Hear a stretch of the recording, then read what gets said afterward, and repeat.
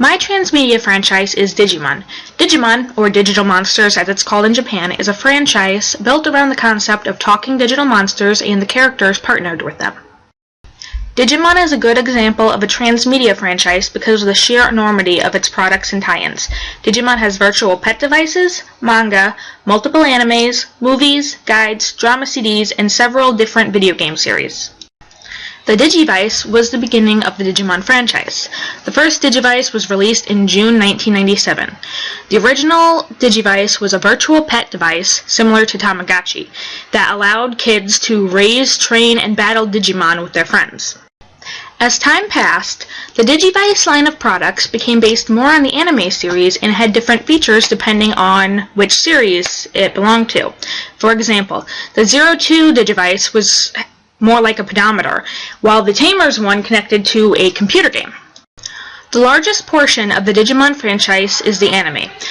Currently, there are a total of 6 Digimon animes: Digimon Adventures, 02, Tamers, Frontier, Data Squad, and Fusion.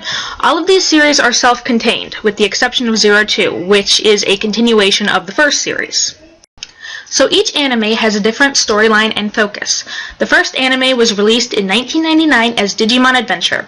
It focused on a group of chosen children who teamed up with their Digimon partners in order to fight evil.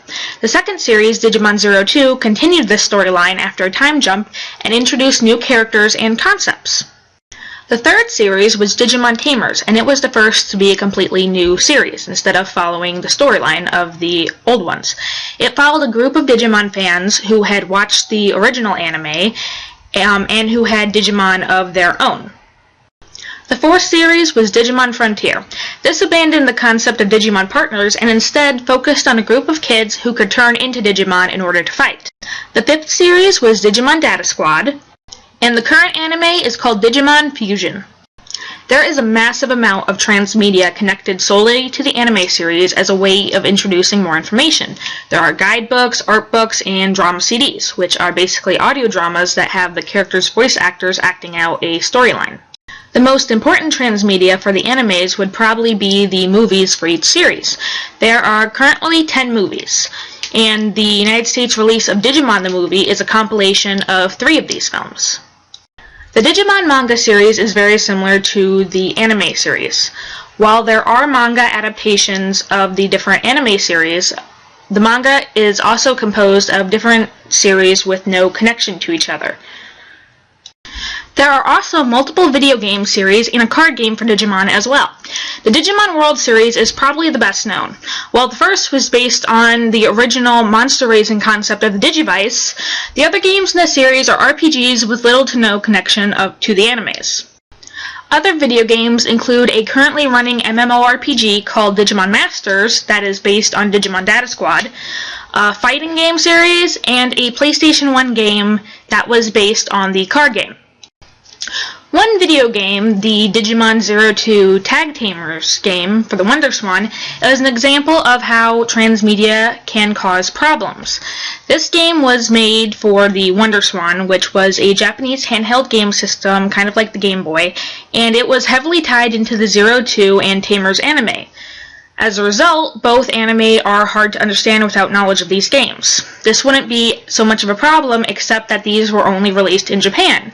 So while fans in Japan loved this connection and were able to dive deeper into the show's mythology, fans outside of Japan were left completely confused. There is also a huge grassroots movement based upon the Digimon franchise. There are thousands of fanfics based upon the franchise. There is a ton of fan art drawn on the series and its characters. Some of these examples can be found on sites like DeviantArt, such as the one shown here.